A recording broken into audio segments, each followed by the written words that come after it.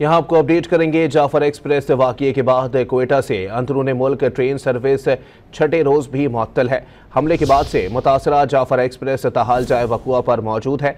मुतासरा track पर मरम्मत का काम शुरू कर दिया गया है। मज़ीद जानते हैं डॉन न्यूज़ के नुमाइंदे अब्दुल्ला ज़हरी से। अब्दुल्ला, मज़ीद बताइएगा।